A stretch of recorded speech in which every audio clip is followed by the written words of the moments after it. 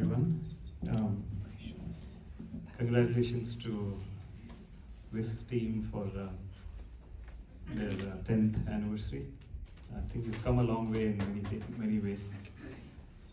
What started as a satsang, I understand, with a small idol, has come to build a huge temple like this. So congratulations to all the organizers and devotees.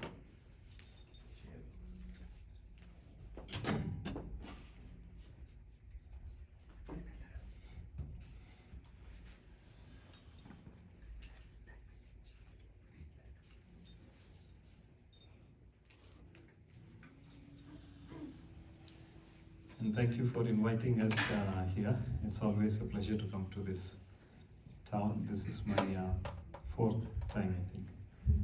And it so happens that last time we came was 4 years ago.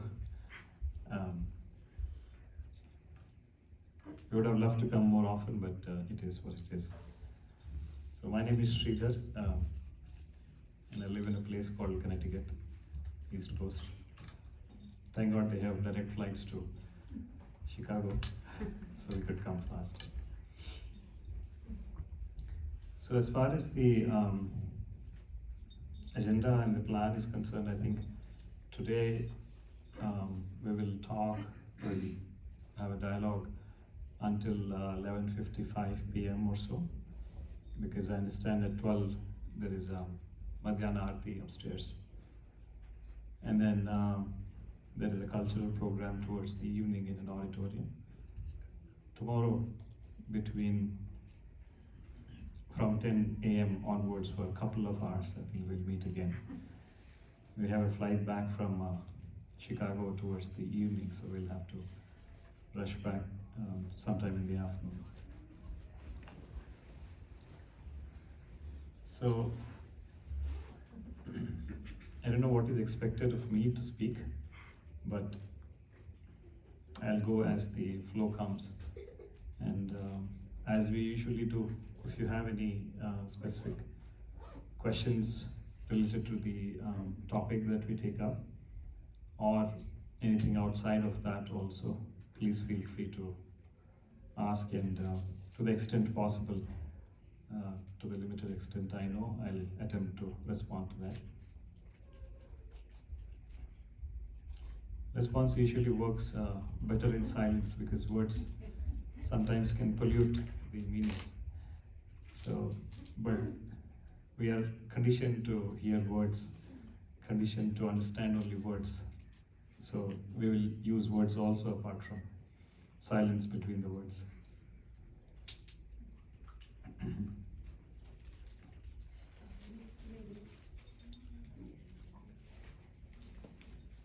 So yesterday offline, I was talking to a few people here, and I realized it could be of some significance to us also here to start with that as a small topic. There are three ways of looking at God's availability. One, we say He's everywhere, he or she or it or whatever is currently known as. And then there is a place of prayer that we set up at home.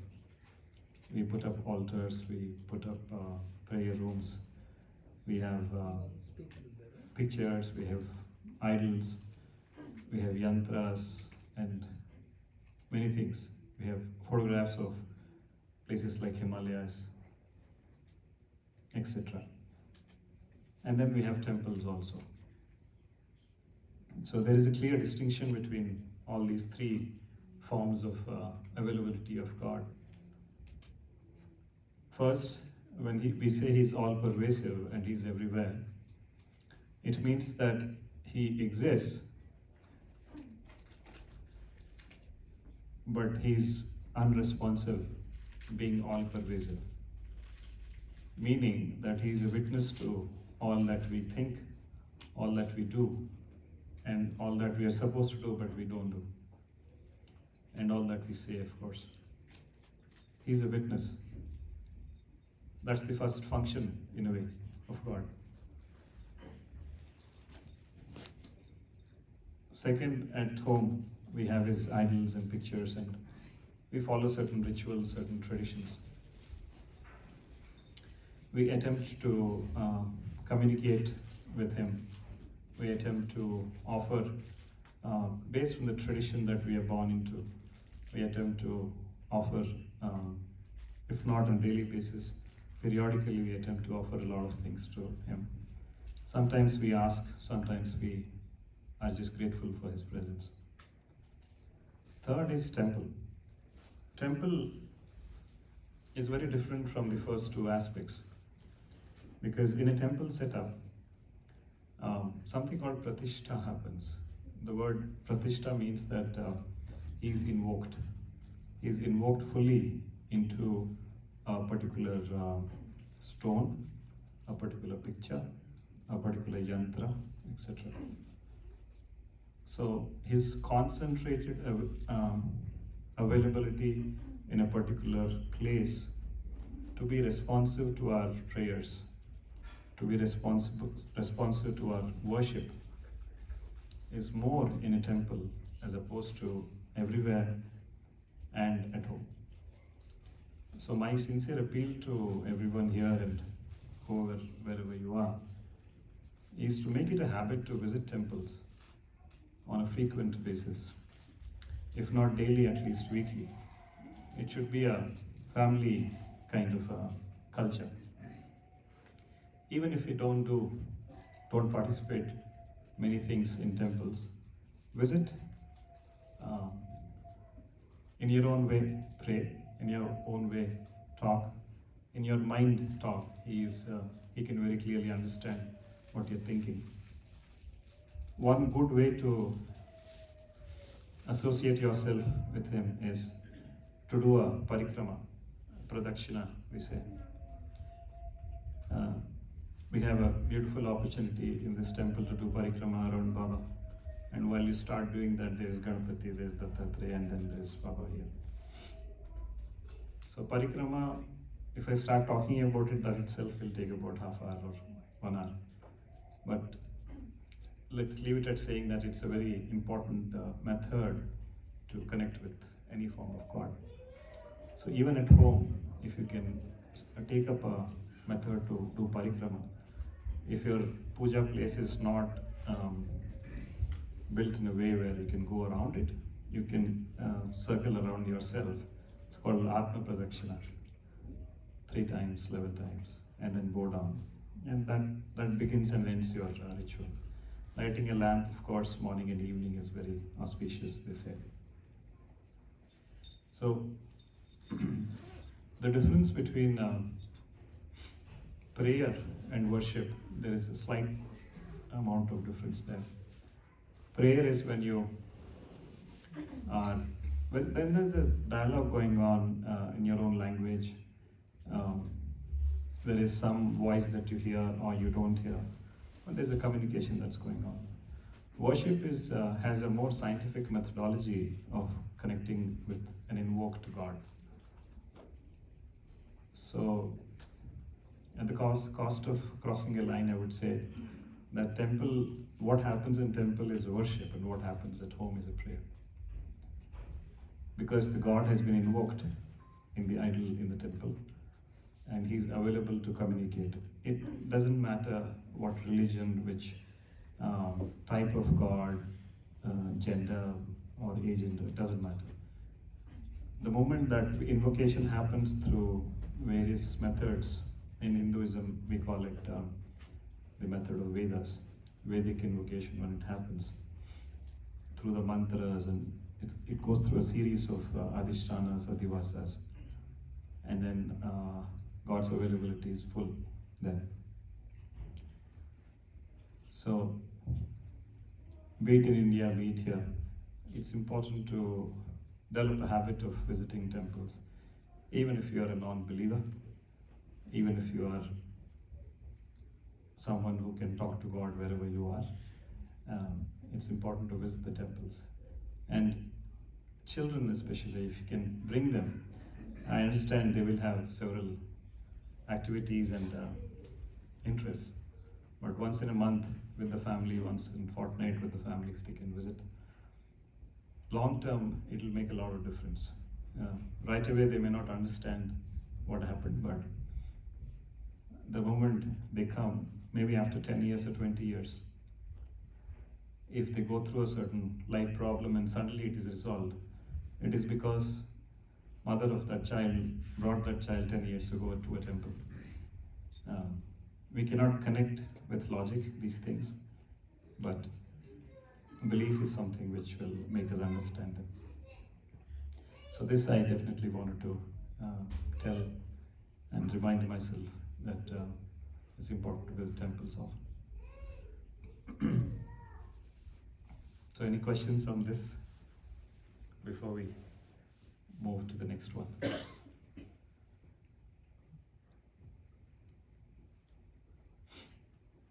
Why is the youth not interested in coming to the temple, Sridhar? Is that because they don't understand what is happening around the temples, or what?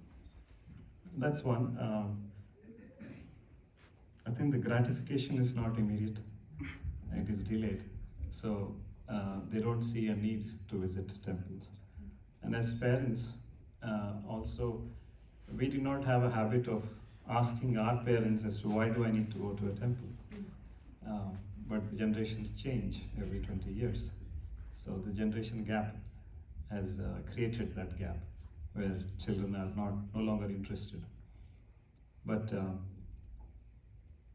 if a person is atheist or agnostic or uninterested, I think they can be made to be more culturally aware that this is part of our culture and tradition where we as a family do something. So once in a week go to a park, the other week come to a temple. You have to do that balancing act somewhere. So, and I think there is a Guru Parampara ballet dance presentation later today. So the concept of Guru is very interesting to know and understand.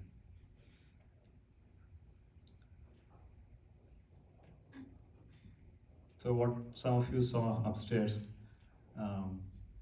some may feel it to be weird, some may feel it to be correct, and some might feel it is unnecessary.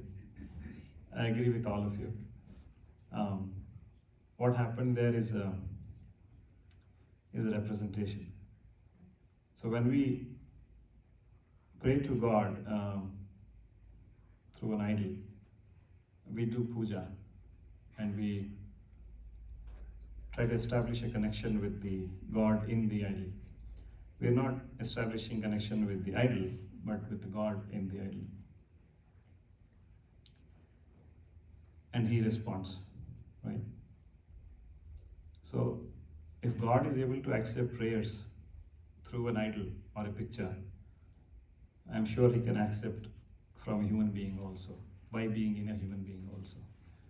So that's all that happened upstairs. So all that you did, all that internal mental dialogue that was going on within you was observed by the God in you, and response will appropriately come. The flower that was offered has actually gone to the Guru that you pray to, someone not necessarily in a physical form. The arti that was done upstairs has gone to God, who will respond appropriately. Two people sitting there were only mere representations, but nothing more than that. It was received by God himself, and that is what is the tradition also that we follow. So, the parampara of Guru. Parampara means the tradition. Was established very, very long ago, right from the time the creation itself started several millions and billions of years ago, with the sole purpose that everybody needs someone for guidance, for protection, and for ultimate delivery. It is believed that we are not limited to one birth. This is not the first time we were born, and this is not the last time that we will be born. Thousands of times we have taken birth as different people, hopefully as human beings, but it is possible that as animals also we were born. So when I say we were born, what am I referring to? We are referring to the concept of soul, which everybody accepts is there in the body. Even animal has a soul. All the human beings, regardless of the religion, has a soul in them, and that's what we are referring to. It gets an opportunity to be born as a man, as a woman, in a particular family, in a particular country, in a particular location. It makes friendships with few people. Some are closer than the others, etc. And at one time, the soul exits the body and it is termed as death. So this has happened several times to all of us. Fortunately, not all of us remember the pain of death, so we think we are not experienced in dying, but all of us are experienced in dying several times. Unfortunately, we do see many loved ones who pass away, who are close to us. And it is painful to see people go away before you. But remember that the whole concept of life, slightly lightly if you take, the person is crying for another person who left yesterday, and this person will leave tomorrow. So there's really no, we should not attach too much of importance to life and death. So the concept of Guru that came into existence long ago was to guide us, to guide the humanity on what kind of purpose we need to hold in our life and what needs to be done to be on the right side of God-made laws. There are man-made laws, there are God-made laws. We should ensure that we are aligned to God-made laws. I'm not saying we should transgress the other laws, but this is more important. And identify what is the purpose of our life, which is usually said to be wisdom. Gaining wisdom is the sole purpose of everybody's life. And to each person, it is different as to what is wisdom. To me, it could be something, to her it could be something. But the sole purpose is to gain that wisdom. And the person who gives us this wisdom is called a Guru. He gives us the knowledge of God and he takes us to God. Is it possible to reach God without a Guru? Elders have said strongly that it is impossible to reach God without a Guru. We can talk to God, we can be very successful materially speaking. We can be very healthy physically speaking. We can be very stable mentally speaking. We can be empathetic emotionally speaking. But that makes us a good person, a good human being. But for us to reach God, it is said that Guru is important. He or she or it is somebody who has experienced God in him and has come back to help rest of us experience the same God in all of us. This, in simple terms, is the job of Guru. And he is not limited just to the body. There are several, depending on our stage of evolution, there are several guides, teachers, preachers that come in our life. And they take us from point A to point B. Let's say there are 10 milestones that the soul needs to travel. The one who comes at the 9th milestone is the Guru. Before that, a lot of teachers will come, they will teach one lesson. Preachers will come, they will talk en masse to a million people. All good things, but each of us are listening to that, moving to the next step in one lifetime, hopefully. We again take a birth. We start from number 2, we go to number 3. Sometimes after reaching 9, it is possible to fall back to 1. That's why the snakes and ladders game is very popular. So, Guru is somebody who is the final deliverer of soul to God. He comes to us at the right time and he takes us. We don't need to hunt him down as to where my Guru is. You can sit in your 10 by 10 room and he'll come knocking at your doorsteps, saying, and then once you meet, the search ends right there. So that is the high level concept of Guru. All of us know this. Guru Parampara can be looked at in 2 ways. One is the sequence of guides that are in our life. There are parents who are considered to be a Guru. Their mother is said to be the first Guru. How much ever annoying sometimes she can be. Especially to children, not to my mother. Father, of course. And then there are teachers who teach us subjects in our education. They are gurus too. And then there is a mantra guru, a person who gives us some sadhana outside of the scope of our normal material life. Somebody might come and say, or we can go and ask, give me a mantra or give me path. Person who gives that is called a mantra guru. And then there is that guru, the master, the ultimate guru, who does not ask us to do this or that, who does not ask us to stop doing what we are doing and get into a huge disciplined activity. But he's doing something silently, and then he takes you to the ultimate stage. So these 4 or 5 types of gurus exist in everybody's life. Last 2 may or may not come in one lifetime, but they will. So this, and then this tradition of the ultimate gurus coming often on earth.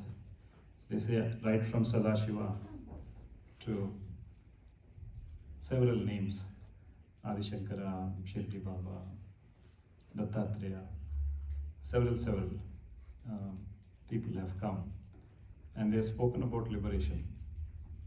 If you see, none of them would pick up a mic like me and address a gathering. They would deal one-on-one, because spirituality is a one-on-one subject. They will not talk to 100 people at one time. They are where they are, we go seek them, or he comes to us and picks us up. So this tradition continuously exists world over, without exceptions. So we should drop the fact that I need a guru. We should drop the fact that my friend is going to this particular guru, so let me check him out. I hear him in television, he seems to make sense of what he's saying, so let me go try to meet him. Those things, it doesn't work like that. When we are in a certain stage of evolution, wherever we are, we could be hiding in deep forests, he will come and knock us out right there. And once we meet him, it is impossible to go away from him. It happens at some point to all of us. And we ourselves would know that, yeah, I think this is it. There's no more searching after this. So that parampara, that tradition, that heritage that we have will continue, shall continue, and it will never stop. And the guru may or may not be in the physical body. A lot of people are following gurus who obviously are no longer in the physical body. They left 100 years ago. Krishna left 5,000 years ago. Rama left 7,500 years ago. But have they really left? Have they really gone? No, they are absolutely around us, they are in our heart, and they are guiding each one of us. So remember that the tradition of availability of Guru is constant. It depends on our sincerity, it depends on our earnestness, honesty, intensity, that he definitely will come. So let's keep this in mind, that Guru Parampara is the biggest gift of God, apart from many other gifts that he has given us. That we can sit wherever we are and he will come and seek us out. So I'm looking forward to the dance ballet today and see what they have to present. So all the great gurus that we have seen in several thousands of years, I think some of them will be spoken about today in a dance format. We bow down to all the gurus. There is a sloka that says that from the beginning of time, there was one guru, in between there was another guru, and then I have my own guru. So salutations to all these three gurus. It's a beautiful way of expressing. So you can pick who was the beginning of the time, who was in the middle, and who is your current. It doesn't matter, because you're addressing the tattva, the concept within that individual, and he'll come to our rescue all the time. One important thing, and then I'll pause. Guru is not necessary for mundane things in life. We can ask, but the only thing that he's required for is the final destination of reaching God, whatever it means.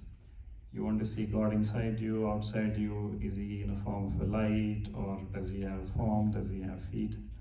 Is he in a Shivlinga format? Is he in Kailash? Is he in Vaikuntha, Himalayas, etc.? Whatever that thing is, he is there only for us to reach that destination. For rest of the things, there are God's laws that I was mentioning a few minutes ago. God's laws are several, right? You know about karma, you know about dharma, you know about the cause of rebirths, what ensures that we have a rebirth, what ensures that we don't have a rebirth. If you don't have a rebirth, what happens next? All these questions are answered by Guru, but this is the functioning of the earth and universe that God has created. So when you seek out to a Guru, only one question you should have is, take me to God. That's all about it. Sometimes we make the mistake, and he doesn't mind, that in your mind you have that I want to reach God, so give me some sadhana. So you're assuming that your sadhana will take you to God. I want to buy a house, so give me some money. You should ask for the house instead of money. So in the same way, whatever is your ultimate goal, you should ask for that in your mind, if not expressed. And if there is a path required, if there is something that we need to do, all that he takes care and he gives us. So with that, I'll take a pause and yeah. Yeah. So there are many youth and children who are confused between Mount Everest and Kailash. And Kailash is so much more than just a piece of object or nature. So can you mention about Kailash? Children who are interested to going on a trip or a trek. It's a yatra. So can you say a few words about Kailash? I haven't been to either, but Mount Everest is the tallest physical peak in Himalayas. Kailash is the tallest spirit on earth. We don't know if anybody exists inside the mountain of Everest, but we heard, they say, that Shiva along with his family resides there. And people who have a intensity to see him, you visit Kailash and you can see him. There are people who have.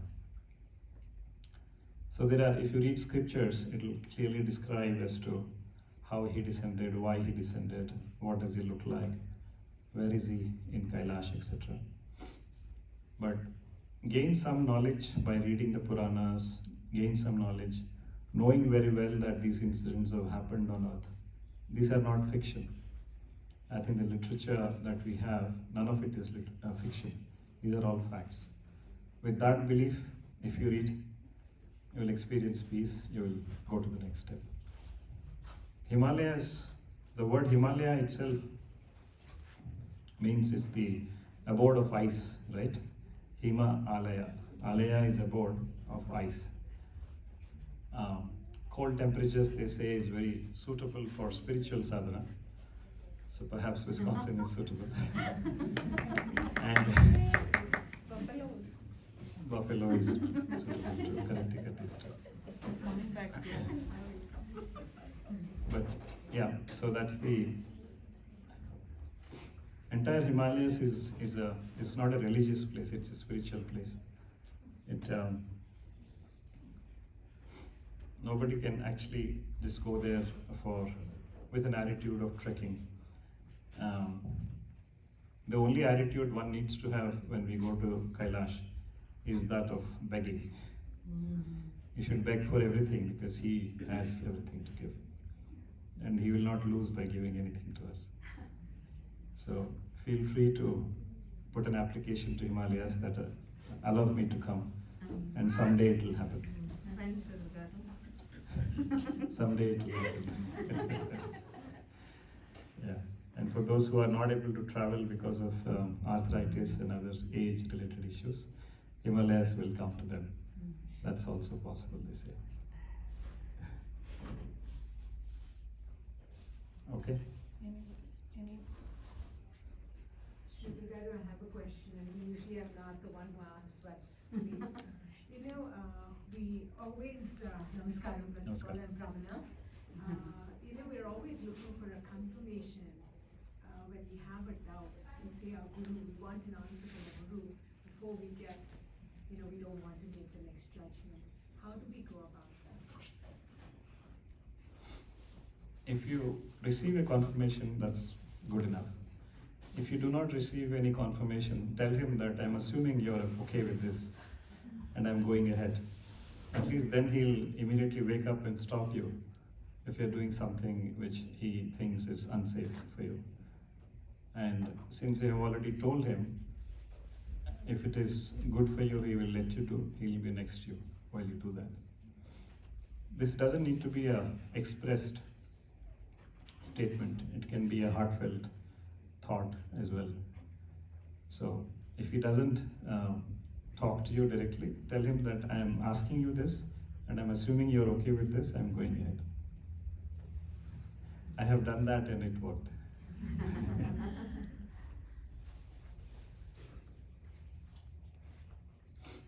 How are we doing on time? 20 minutes. Oh, 20 minutes.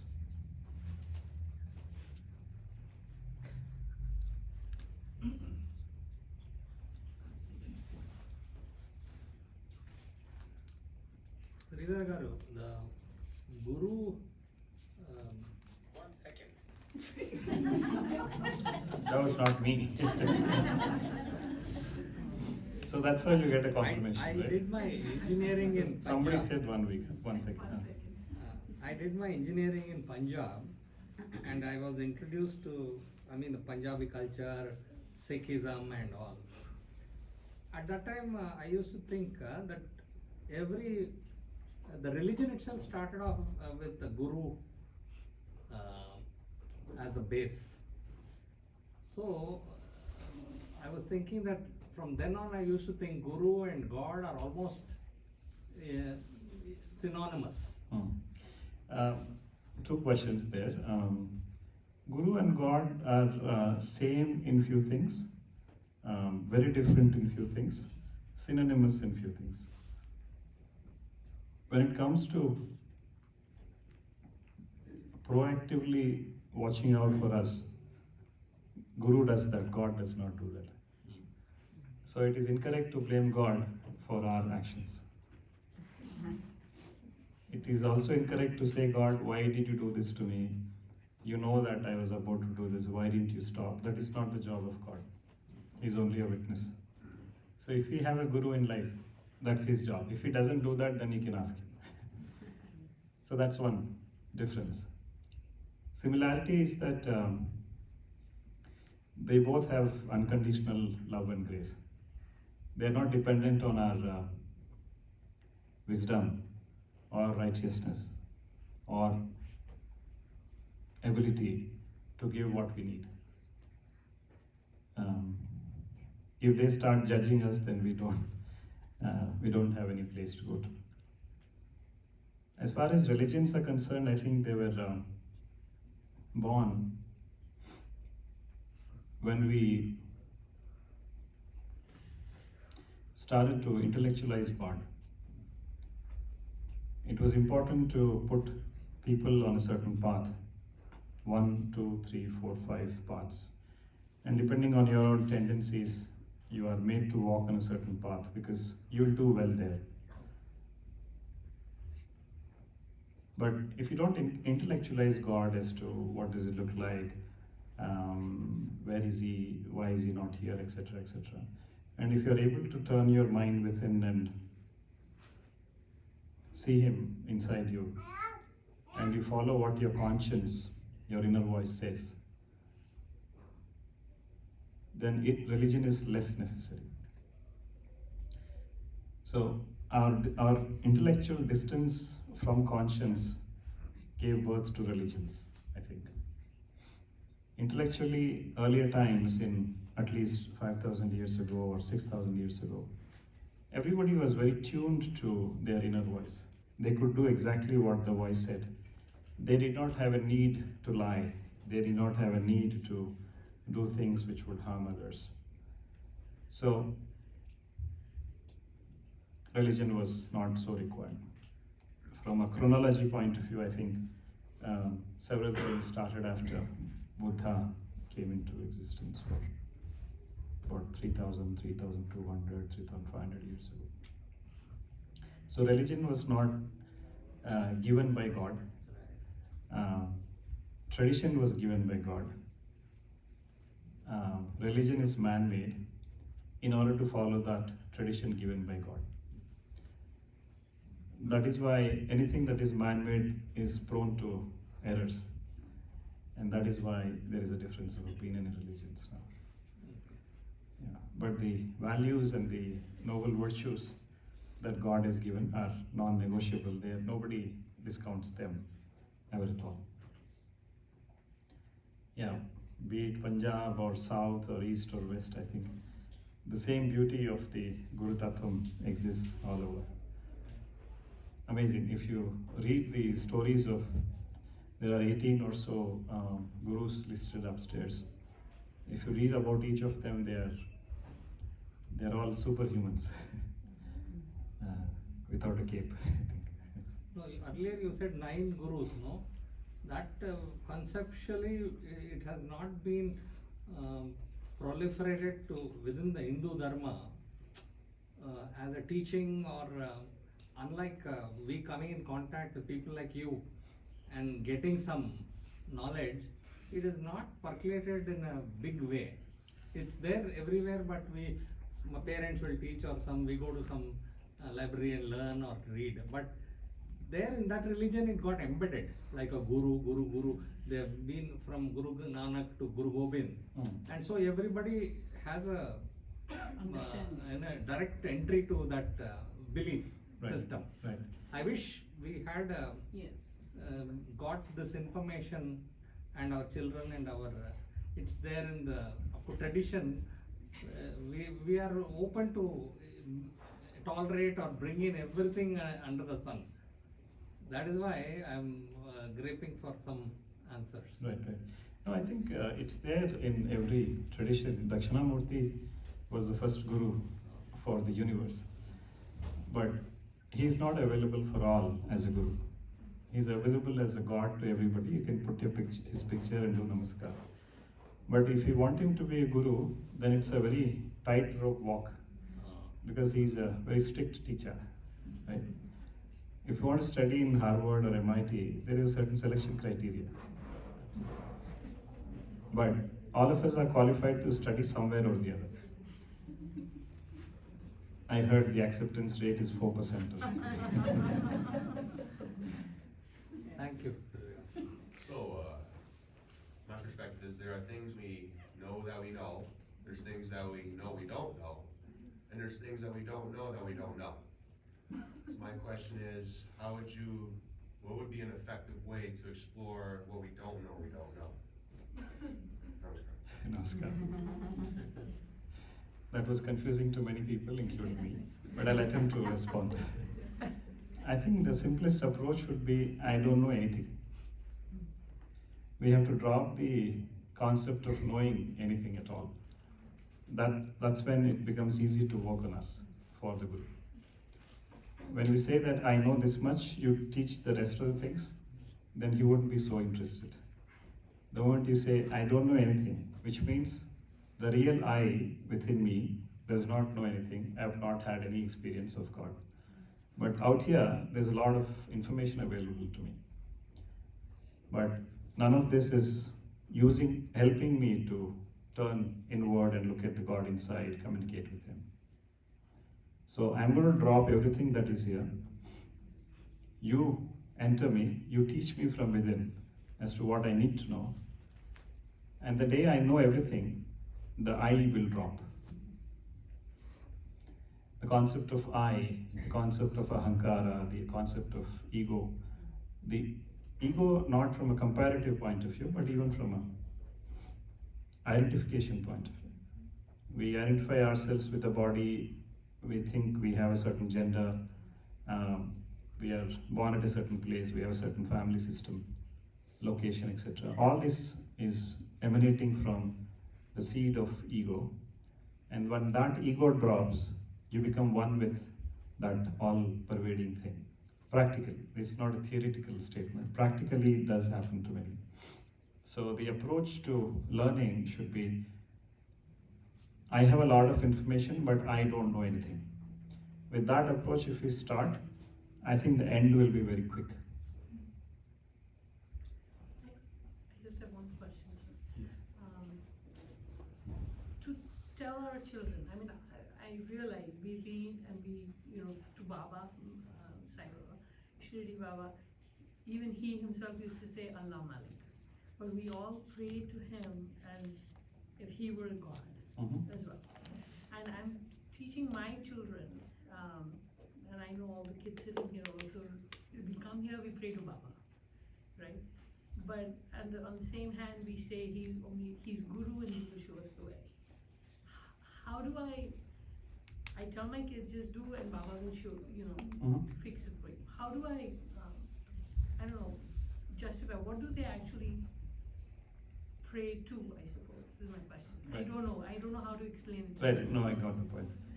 I think as children, the concept of Guru will not get into us. Yeah. We have to go through certain experiences of life, good, bad, and ugly, in order to seek out for knowledge. As children, we have to encourage them to ask for guidance and protection. It does not matter whether it is a particular God form or a Guru form. Somebody who is physically available, not available, does not matter. So their prayer that as parents we need to tell them is ask for protection, ask for guidance. These two things go a very long way in taking care of them as individuals. That's one. Second, there was an instance in Baba's life. I don't know if it is mentioned in the book that you all read, where an individual came to him. He was a devotee, a strong devotee of Krishna, Sri Krishna, and he was doing Krishna mantra japa for several decades. But he did not get Krishna's darshan even then. Somebody told him, there's this great saint here, why don't you come visit, there'll be a difference to you. He comes and he judged Baba's looks. He said, this old man with a begging bowl and a stick with torn clothes, what can he help me? And he still bowed down because there were others doing the same thing. Baba obviously understood what he needed, and he took that stick and 3 times he rotated around his body, looked into his eyes, and in one shot he smashed it on the ground. So that's a yogic kriya. With that kriya, he removed the ahankar inside the individual, and he had Krishna darshan. So the result of his decades of Krishna mantra japa and focused on Krishna's form to get one darshan, Guru enabled that. To him, Baba became Krishna. So is Baba Krishna is a secondary question. To him he is. So that way, God comes to us as a Guru and he takes us to God. It's a beautiful way when we experience that God himself will come and talk to us about himself and take us to himself. So in between all that happens is companionship, friendship, humor, physical distance, pain of separation, all those things he gives us. And ultimately he'll absorb us into us. The day that happens, the I that Mike was talking about, that drops. You stop identifying yourself. That moment, even if it happens for a few seconds, from that moment onwards, your journey is on the expressway. High-speed journey begins then. So, not everybody needs a guru, because not everybody is ready for one. But all of us need somebody. Yeah. A question. Yeah. Not related to the guru exactly, but regarding God and how we put our trust on it. We always say that everything is happening because of karma or God did it to me. How do we say what we did to ourselves and what God did to ours? And second fold is, where if we are all children of God, can we out, what is your opinion, what do you share about us whining or pointing to God or being angry with God? We have every right to be angry with God because we know that he can never be angry with us. If we know that this person, if I show anger, he'll show 10,000 times more anger, we'll back off. But with God, we have all that freedom. So we can be upset with him, we can be angry with him, we can love him, we can whatever. But remember that God does not do anything himself to us. All that he has done is made this beautiful creation and enabled us to enter this creation. We call this a school.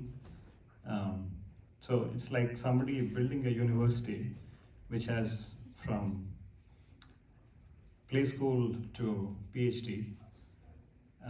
And then he said, you want to go? Go in. Whichever class you want to join, you can join. But you have to pass that class.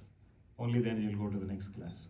So this whole journey of us entering the school from kindergarten or even play school and finally graduating with a PhD degree with us is the creation. That's all he made for us. Now, is he responsible for us to pass each stage? Is he responsible for us to fail us? No, he is not. That's where karma comes into picture. We study well, we will pass. We don't study well, we will not pass. There are teachers that will come at each stage and they'll help us pass. And at the master's level or at the PhD level, we have to first go and sit in the classroom and then the teacher comes. That's the concept of Guru. First we have to become students in order for Guru to arrive in our life. What is becoming a student? To be open to learn, to drop all the notions of what we know about God.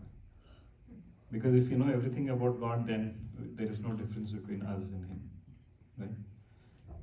So, a high-level understanding of karma and dharma will help us understand our life fairly simply.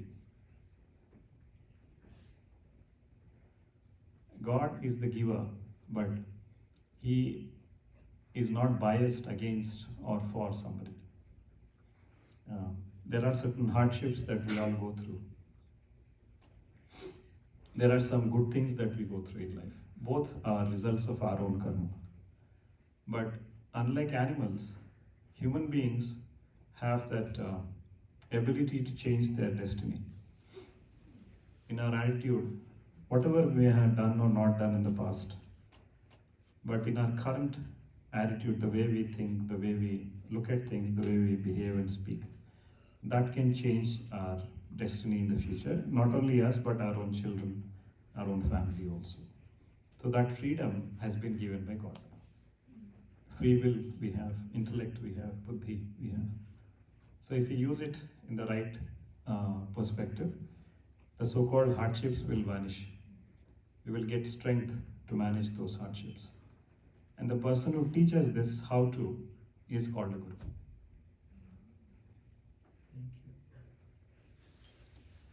One more question. Yeah. I'm Rajini from Chicago. We talk about previous lives and all that, and is it really necessary for us to go there and learn what happened previously to improve ourselves at all, or is it? First of all, it is God's grace that we don't know what happened in the past. The current life itself we are unable to manage given our situations. If the past files open up, we don't know who was what to us. Today's husband could have been something in the past. Today's wife could have been something else in the past. So those files are kept closed for a long time until we get to a mental state where even if they are open, you're okay. That's one. So second is, no, absolutely it is unnecessary to know about what happened in the past. But it is important to believe that there was a past. And currently, all the good things that we are going through. I mean, I heard people say that, I have this difficulty, this is my karma. Usually that comes out. But nobody says, I'm going through so much of success now, this is my karma. We should be able to say that. So karma is both. Right? And on top of it, what we need to know definitely is, what is my dharma now? What is it that I'm supposed to do? What is it that I'm supposed to think? How am I supposed to behave? Is my life as an individual, as a family, if I'm taking care of them, is that enough? Or do I need to think about others? Do I need to think about the country that I'm from? Do I need to think about the country that I'm in? Do I have any responsibility towards others? If you learn these things at a high level, that's the right way to live. And past lives, no, we should not. One thing definitely we all should hold on to is, I do not want any future lives. Which means I need liberation. What happens after that? That session can be conducted without the physical bodies, I think. When it happens. Yeah, so, we are past one, Aarti time, right? So we will assemble, I think, what time is tomorrow? We also 10 have o'clock. a discourse tomorrow. 10 at, o'clock. 10 o'clock. 10 to o'clock. 1. 10 yeah. o'clock, right here. Yeah. Right Yeah. here. So we can continue this conversation Absolutely. also. Absolutely. And It's as an well as interactive later session. after lunch, after Aarti, there's lunch. Yes. And then we will have the cultural programs at the At Peacock Peacock High School auditorium. From 2 onwards, yeah. Sure. So We'll Mm-hmm. we go can meet if time available tomorrow at 10 o'clock here. Sridhar Garu, thank you. Thank Thank you you. so much. I'm part of us and I'm happy we don't need to thank you. So we can continue the conversations over lunch also. We will go for Aarti and come back for lunch and enjoy.